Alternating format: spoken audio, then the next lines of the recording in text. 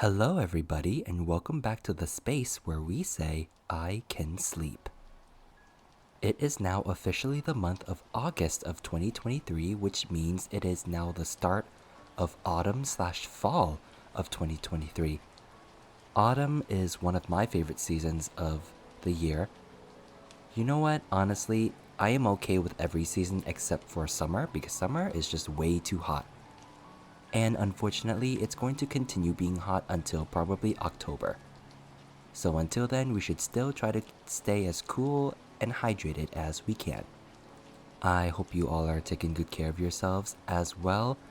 And per usual, if you are enjoying these readings and would like for me to continue doing these readings, you can show your support by leaving me likes, leaving me comments, sharing my stuff, and following me on my platforms like Spotify at iKenSleep, YouTube at iKenWin, TikTok at iKenWin, and Instagram at officially.iKenWin. Now let's begin our ascension into Chapter 25 of Heaven Official's Blessing.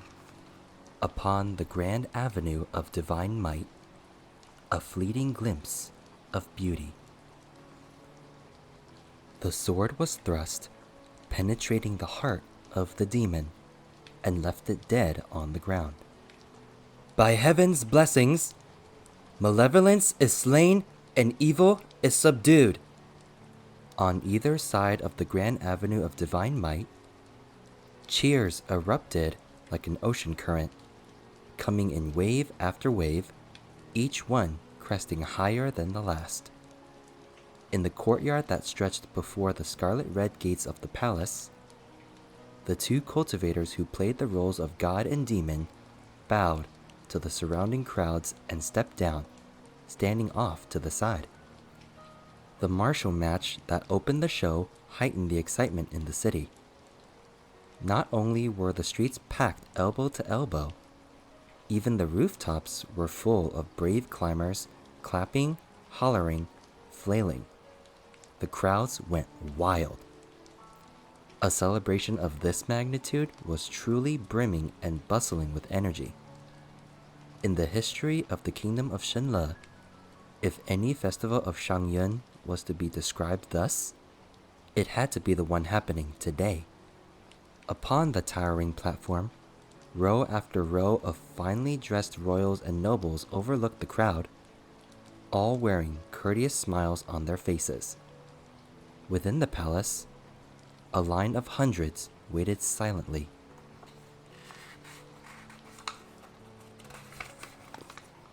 When the bell chimed, the state preceptor stroked his non-existent beard and began to call roll.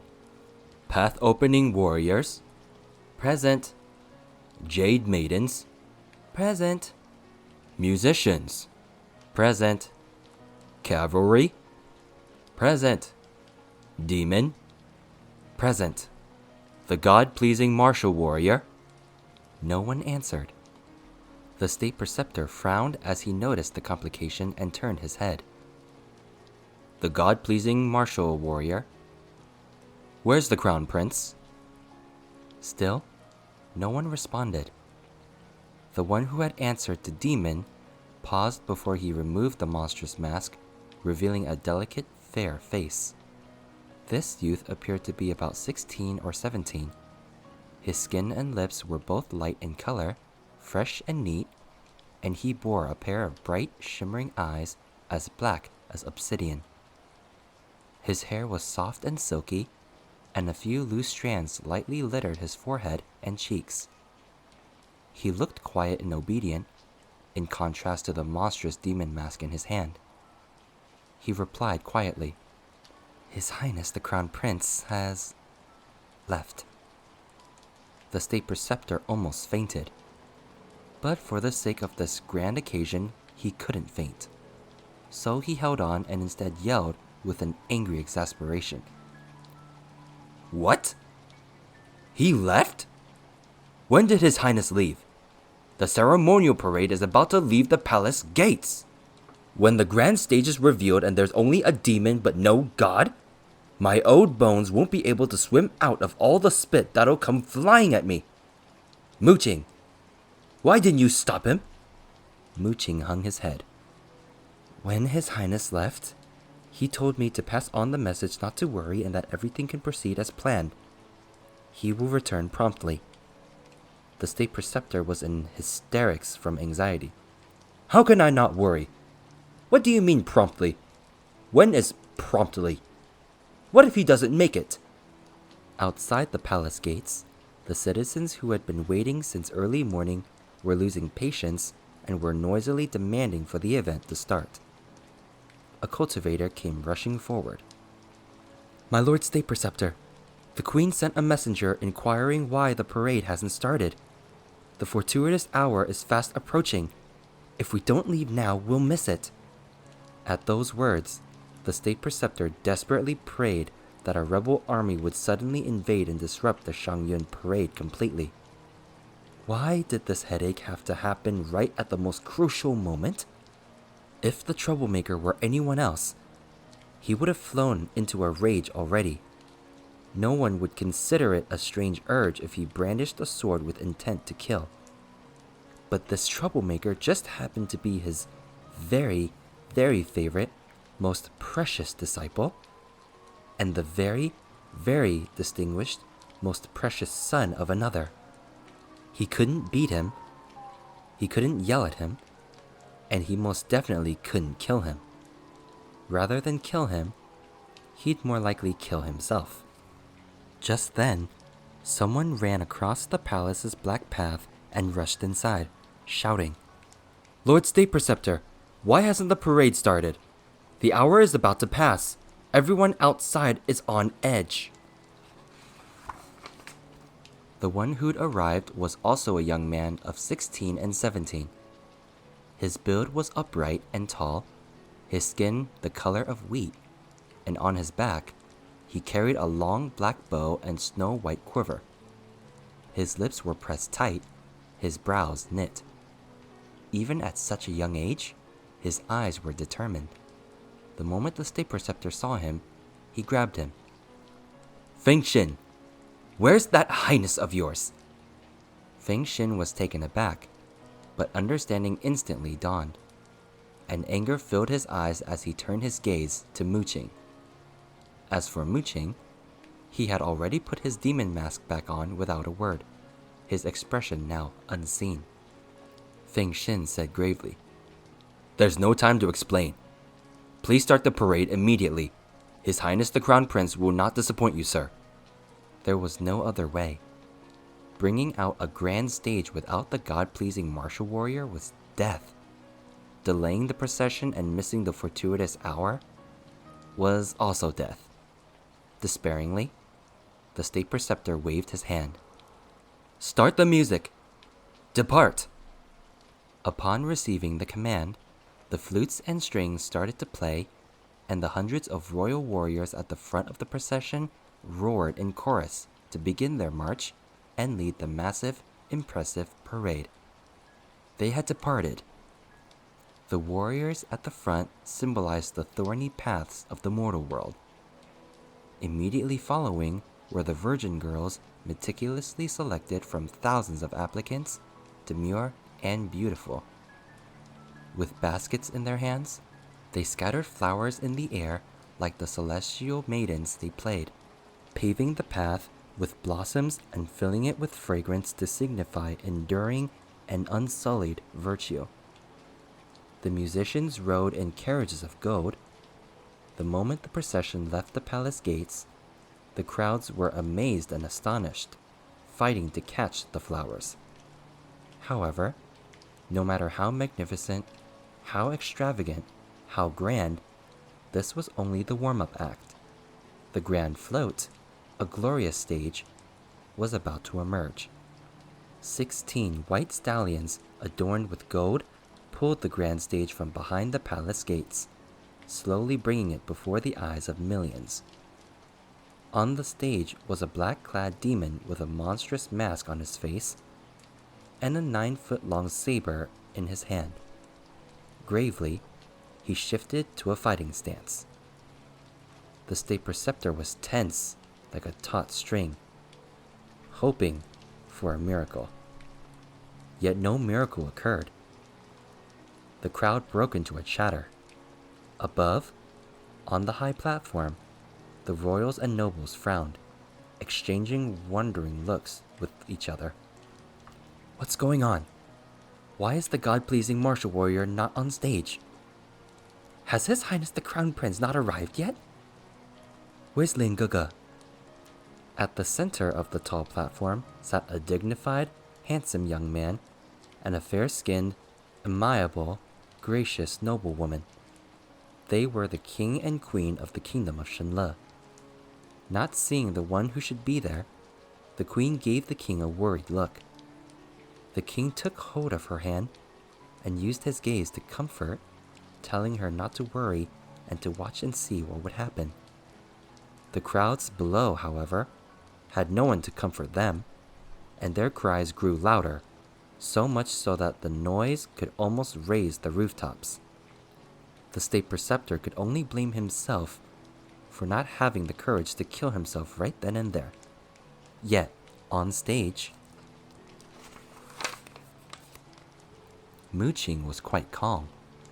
Even without his opponent, he remained meticulous, taking care of his own stage directions. Clang! He hurled his heavy saber down into the stage, standing it upright before him. Pantomiming an act of chilling slaughter, the black-clad youth impressively ended the opening act as the demon. By face and by form, Mu Qing was delicate and elegant like a gentle scholar, and yet he still swung an impossibly heavy 3-meter saber, as if it were feather light in his hands, as if it were weightless. Another group of cultivators playing the roles of demon vanquishers leapt onto the stage one by one, and one by one, they were instantly defeated and chased off the stage. That saber danced skillfully and made the performance quite exciting to watch, so some in the crowds cheered for him. Except the people didn't come to watch demon causing havoc, so after that act, there were more complaints. Where's the god-pleasing martial warrior? Where's His Highness the Crown Prince? We want to see His Highness playing the Heavenly Emperor. Defeat the evil! Upon the towering platform, a furious voice shouted, Where's my cousin? What the hell? Who wants to watch this crap? Where the fuck is my cousin the Crown Prince? No need to confirm who that was. Obviously, that loud voice belonged to none other than Prince Xiaojing, Qirong. Sure enough, many looked up and saw a young man, finely dressed in light turquoise brocade and a necklace, rush to the edge of that platform shaking his fists angrily. This youth was no older than 15 or 16, his face fair and his brows black, rather attractive. But his face was twisted murderously, as if he was going to jump off the tower at any moment to beat someone.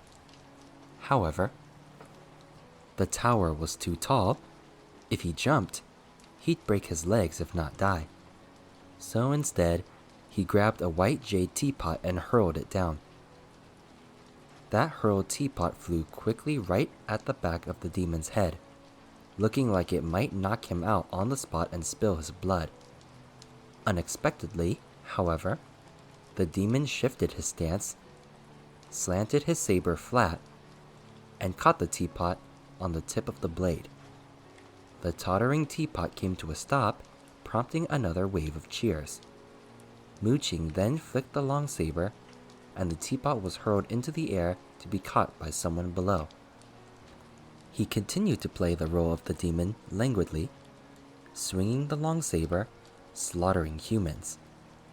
Qirong was outraged and was about to throw something else, but the queen had ordered someone to pull him away, so he was reluctantly dragged off.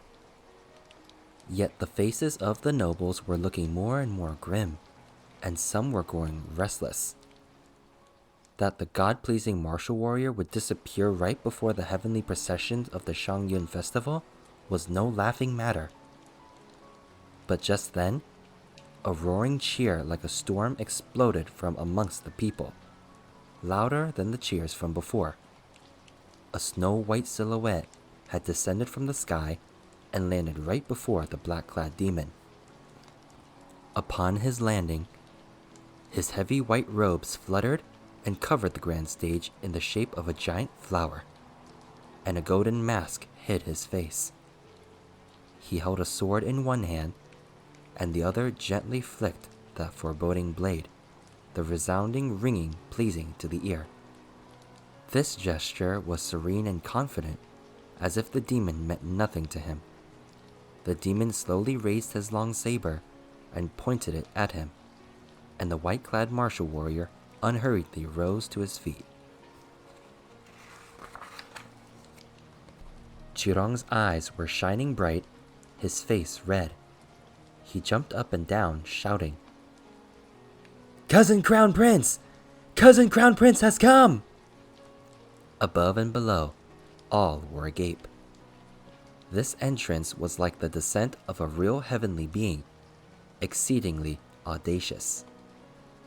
The city wall's tower was at least 30 meters tall, and the eminent crown prince, whose person was worth 1,000 gold, had still leapt down from it. In that moment, thousands had thought a god had truly descended. When they recovered from their shock, fervor filled their veins. The crowd went hysterical, applauding with wild intensity. Qirong, too, was shouting, leading the crowd in wild applause, yelling until his voice was hoarse, clapping until both his hands were red. The king and the queen shared a look, smiling, and applauded too. The rest of the nobles eased their furrowed brows and sighed a breath of relief before joining in the cheer. On either side of the grand avenue of divine might, the crowds went wild like crashing waves, hundreds and thousands of men so excited that they pushed against the royal guards, wanting to approach closer to holler. Upon the grand stage, two figures, one black, one white, faced each other. Each with their own weapon in hand, god and demon would finally face off. Seeing that everything had worked out, the state preceptor finally relaxed his shoulders and mounted the towering platform. After nodding to his fellows in greeting, he found a seat for himself and sat down. The king chuckled. "State preceptor, how did you come up with such an exhilarating entrance? How splendid!" The state preceptor wiped sweat from his face and smiled. "Splendid indeed. But unfortunately, this lowly subject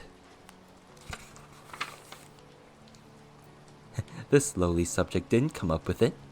I'm afraid it's His Highness the Crown Prince's own idea." The queen patted her heart. "That mischievous child!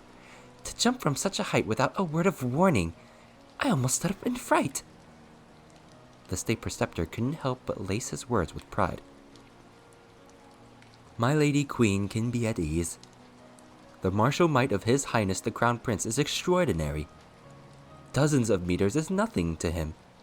Even with towers that are many times higher, he can easily mount and easily jump off with his eyes closed." The queen appeared pleased and said gently, "Thanks to the teachings of the state preceptor." The state preceptor laughed. It's nothing. His Highness the Crown Prince, darling of the heavens, is divinely gifted, marvelously talented, and graciously brilliant. It is the fortune accumulated from 3 lifetimes that gave this lowly subject the chance to become his teacher. I have a feeling that with His Highness the Crown Prince's presence, today will go down in history as the most impressive of the God-pleasing ceremony's martial matches." His words of praise were exceedingly smooth, alluding to the heavens.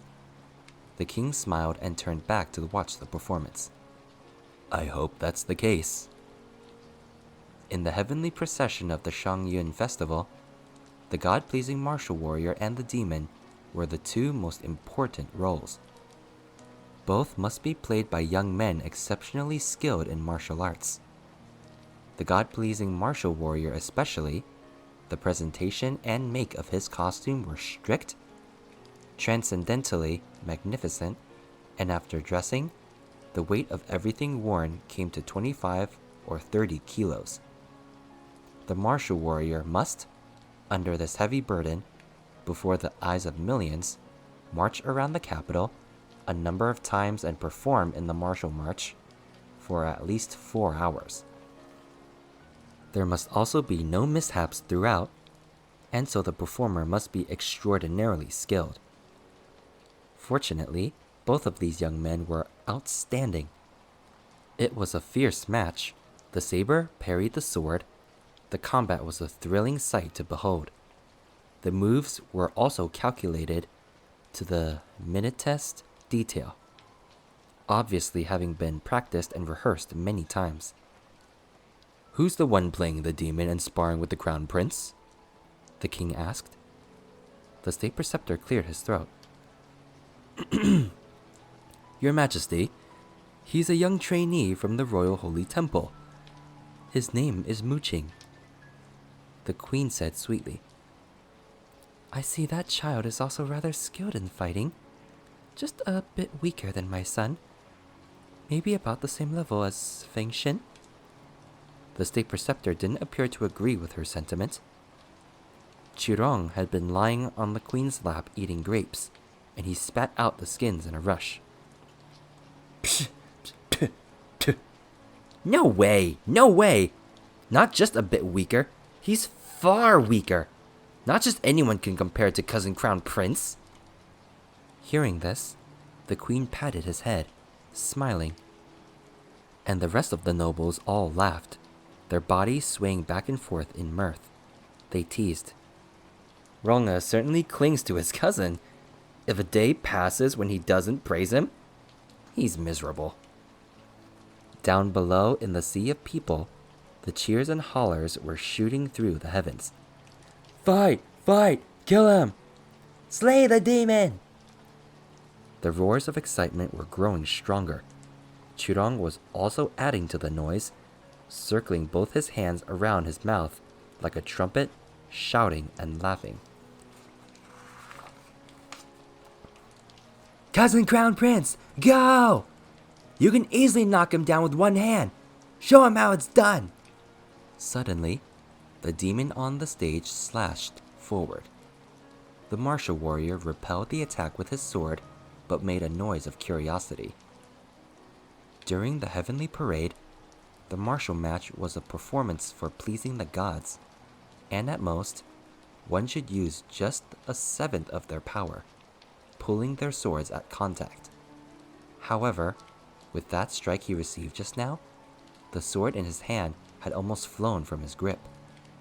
Obviously, his opponent had used all of his might in that blow. Shilian raised his head slightly and called out, "Muqing?" The young man playing the demon didn't say a word, just slashed at him again. Shilian had no time to think as he received one attack after the other, their weapons clanging. "Well, this is more exciting than fake sparring," Shilian thought, and his spirit heightened, immersing himself more into the fight. Thus, under the crashing roar of cheers, the weapons clashed and sparks flew. The more invigorating the fight was on stage, the louder the cheers below. Suddenly, there was a deafening clang. White light flashed, and the crowd gasped. Their breaths hitched. That 3-meter saber was flicked out of the demon's hand by the long, slender sword of the god-pleasing martial warrior, and was nailed directly into a stone pillar of the towering platform. A few bystanders tried to pull it out, but even when they pulled with all their strength, the long saber didn't move an inch. They were greatly astonished. "What kind of saber is this? What strength you'd need to wield it?" Upon the grand stage, the god-pleasing martial warrior shook his sword, and he flicked his finger on the blade again. Another resonant ring, and from behind the golden mask there came soft chuckling. "You fought well, but you still lost," Shilian said, cheerfully and leisurely. With his weapon lost, the demon bent one knee to the ground. He was still silent, but his fists clenched harder. Shilian skillfully twirled his sword, and surrounded by the cheers from all around, prepared to make his final strike and slay the demon. Just then, there was screaming from above.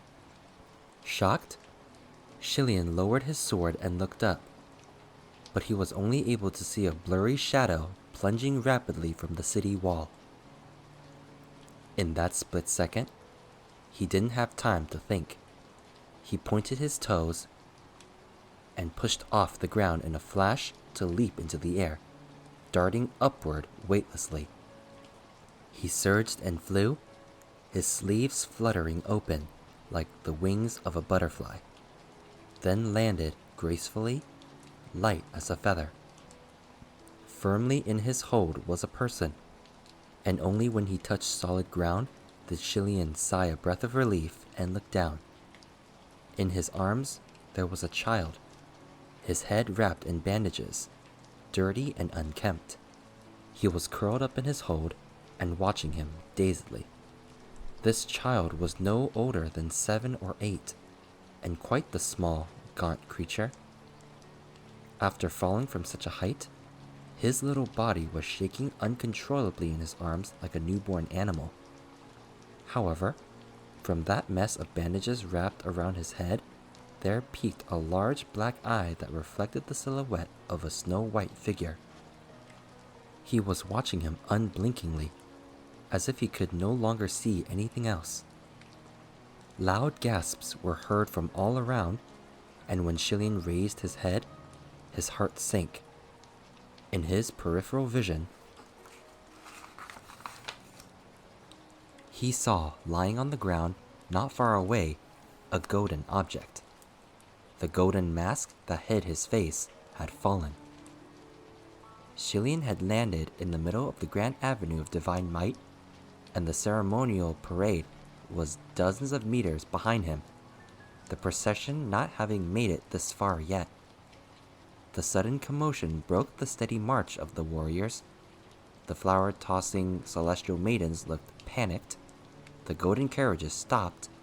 A number of white stallions stomped their hooves and neighed in alarm, and the strings missed notes with their rhythm disrupted. Some kept going, and some stopped. Without being able to coordinate their march again, the entire situation was spiraling out of control. The crowd on both sides of the street still hadn't had the chance to react, but the king of Shenle upon the towering platform stood up immediately, looking worried and grave as he watched his son. The moment he stood, how could the rest of the nobles remain seated? Thus, they all rose to their feet in a frenzy. The state preceptor's bottom had only just warmed his seat, but now it was cold again. He was frantically deciding whether he needed to prostrate on all fours immediately to beg for forgiveness, when Qirong leapt onto the railing, his sleeves rolled up, shouting in rage. "What's going on now? What's happening? Why did the procession fall into chaos? What the hell are you useless trash doing? Did you all eat nothing but plain rice? Can't even hold your horses?" The queen's face was pale, her brows lightly knitted, and she hurriedly sent for another person to drag him back. The crowds were growing agitated, and a riot was about to erupt, when just then, Shilian rose to his feet once more. Usually, the honorable crown prince was hidden deep within the palace or training at the royal holy temple, so he rarely had the chance to show his face to the people. This was such a rare occasion that many couldn't help but be intrigued, their gazes all falling on him. Yet when they gazed upon his face, their breathing hitched. That young man had long brows and charming eyes, exceptionally handsome, radiating nobility, so dazzling it forced down the eyes of those looking. With the child in one arm, he slowly raised the other with sword in hand and pointed it to the grand stage. The demon had been observing the situation from above the stage, and seeing that gesture, he paused for a moment before leaping off the parade float. The crowd wowed in amazement as the demon, his form like a streak of black cloud, stole through the air to the stone pillar where the saber was deeply embedded. He gripped the hilt and yanked the saber out of the crack, then flipped again to land in the middle of the street before the martial warrior. Seeing that he instantaneously understood his intentions and came forward to cooperate, Shilian lauded him under his breath. "Good, Muqing." Now both the god-pleasing martial warrior and the demon had descended from the stage. One black, one white, one saber and one sword clashed once again, heightening the excitement, electrifying the crowd. Upon the towering platform, the faces of the nobles finally relaxed, looking appeased. The demon feigned aiming for the child in the warrior's arms, with both his hands gripping the saber. He flashed the blade, then lunged at Shilian. The two faked parrying, move after move, strike after strike, before they leapt back onto the stage anew. While the crowd was distracted, Muqing used the opportunity to somersault onto the street and grab that golden mask, then dashed through the procession, urging in a low voice. "Stay in formation. Compose yourselves. Pretend nothing's happened and continue the march. Finish marching this round and return to the palace." Everyone in the procession immediately steadied and returned to their posts, their spirits renewed. The moment Muqing returned to the stage, his attacks became even more vigorous, clinking and clanking as Shilian received more slashes. Just then, the child in his arms cried out, probably terrified from being stuck between the clashing weapons. Shilian's left hand held him tighter, and he whispered, "Don't be scared." Hearing his words, the small child clutched the folds of Shilian's robes at his chest. Even with a child in one arm and the other hand handling a sword, Shilian was still fighting with ease. After parrying for a while, he felt the child in his hold raising his trembling arms and grabbing his shoulders in a desperate grip, as if he were hanging on for dear life. Shilian soothed again. "Don't worry, nothing will hurt you." Then, Shilian ordered in a hushed voice, "Muqing." The demon facing him imperceptibly nodded, and Shilian struck. Thus, before the eyes of millions, the god-pleasing martial warrior pierced the heart of the demon, slaying it on the spot. Muqing, with his demon mask on, clutched his wound, stumbled back a few steps, and struggled for a moment before finally he fell to the ground and stopped moving. Above, on the platform, Chirong laughed out loud, applauding. "Ha ha! He's dead! He's dead! Cousin Crown Prince has slain the demon dead!" While all this was happening, the magnificent heavenly procession had continued to march and soon moved onto the path back to the palace. Because of how well the act was saved and how the unexpected improvised act was so exhilarating to watch, not only did the people not complain, but their excitement grew even stronger. Countless within the crowd were shouting, "Your Highness!" or hollering, "God!" And followed behind the grand stage, thousands upon millions rushing to the palace. A few generals had to send out more troops of warriors and soldiers to block the overly excited people. In the end, they still couldn't hold them back, and the crowd broke through, pushing themselves toward the palace gates. The king of Shenle ordered from the top of the towering platforms, "Guards! Warriors!" Meanwhile, the hundreds within the procession had re-entered the palace and the giant scarlet gates closed soundly shut after the grand stage, the colorful banners of the performance now out of sight. The people rushed the gates, knocking and slapping upon it, their cheers shooting to the heavens.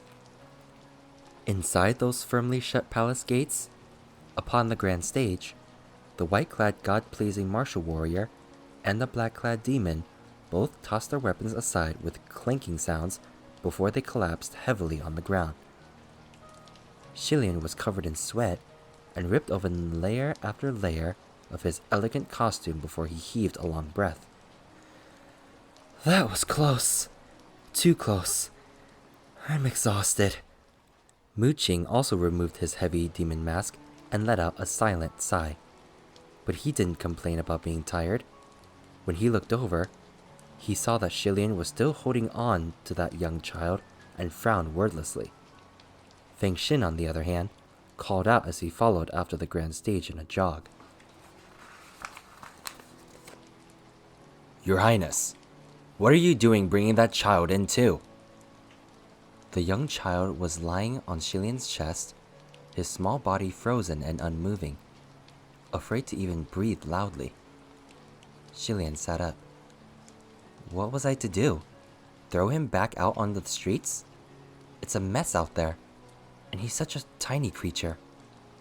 He'd get trampled to death. He held up the small child and stroked his head, asking casually, How old are you, little one? The child didn't blink, and his lips uttered no sounds. Xilian continued his query, coaxing, How did you come to fall earlier? Your Highness, the child probably doesn't dare to speak. He's obviously scared witless, Mu Qing said. Xilian stroked the head of the child again, but his unresponsiveness was making him lose interest, so he eventually stopped. What a silly child, Xilian commented. Feng Xin, go find someone to take him out through the side doors when you get a chance. And check if he's injured. His head is wrapped in bandages. All right. Feng Xin extended his hand. Give him here. Feng Xin held the young child up to pass him over, but when he tried, Feng Xin said, Your Highness, why haven't you let go? I did let go? Xilian was puzzled, but when he looked down, he laughed in exasperation. It turned out it was the child, who was still clutching tightly onto his clothes, refusing to let go. A few were taken aback and started laughing out loud. While training at the Royal Holy Temple, so many devotees, men and women alike, tried their hardest to get a glimpse of Xilian, whether out of curiosity or devotion. But as soon as they'd seen him once, they would want to see him again. If they could train next to him, even better. They couldn't believe that a child of such a young age would be the same. Guarding the grand stage were many young trainees from the Royal Holy Temple, and they all laughed. Your Highness, this child doesn't want to leave. Xilian also laughed. Is that right? That won't do. I've got my own things to take care of. Go home, little guy. At his words, the child finally, slowly loosened his grip, letting go of his clothes, and Feng Xin picked him up. Even when Feng Xin was the one holding him, the child still stared fixedly at Xilian with his big, bright black eye, almost as if he'd been possessed. At this sight, many started grumbling under their breaths.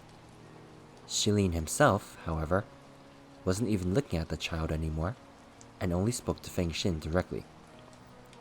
Don't dangle him like you're picking up trash. You're scaring him. Feng Xin put the child back down on the ground. Enough joking around. The state preceptor is freaking out. Your Highness better think about how you're going to face him later. Hearing this, everyone stopped laughing. An hour later, at the Royal Holy Temple, on the Divine Might Summit, inside the Palace of Divine Might.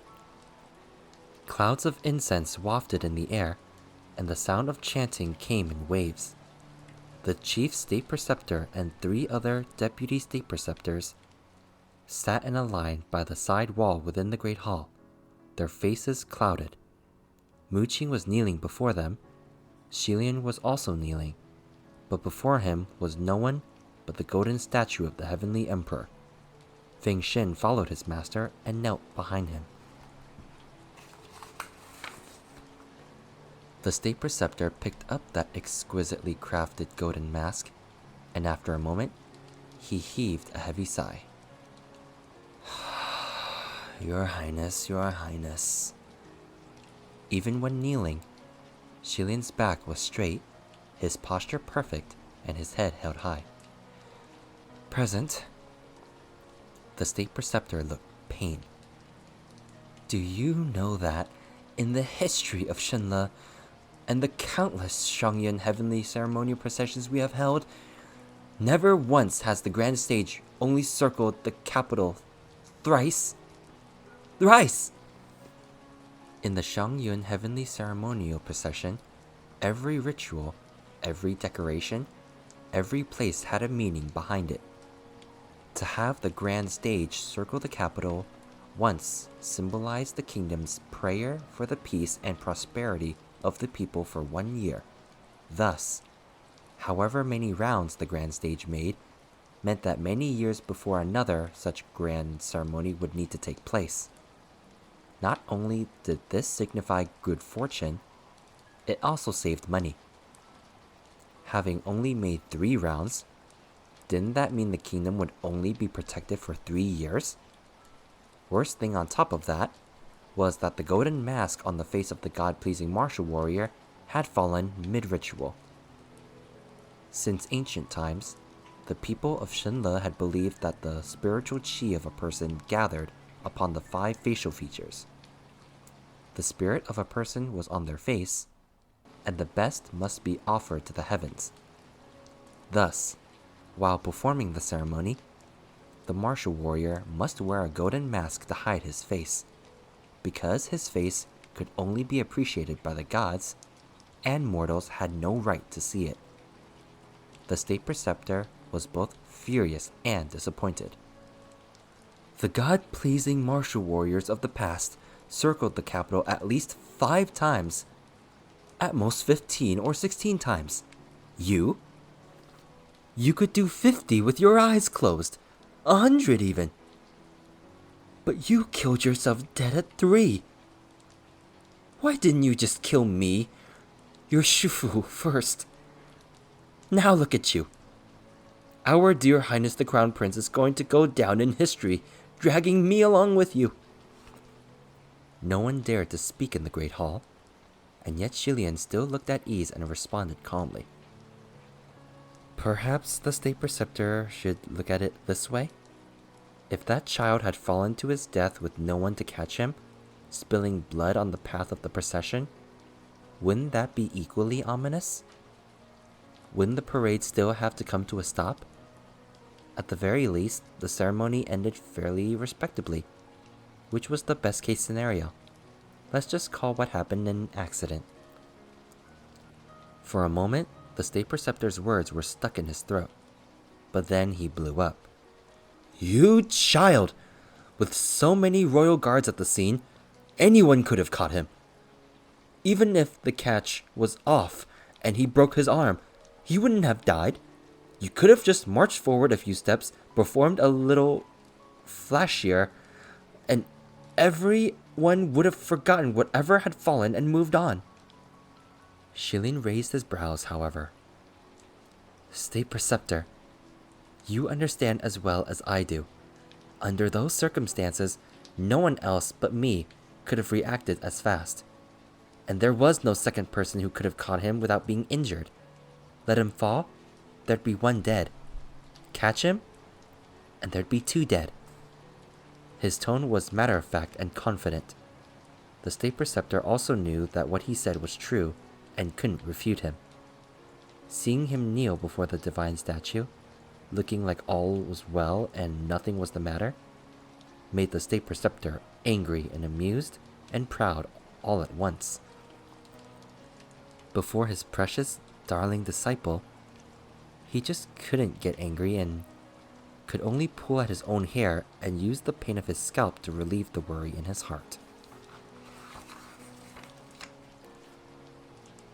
After a pause, the State Preceptor spoke again. "Another thing!" Shilian inclined his head. "This disciple is listening."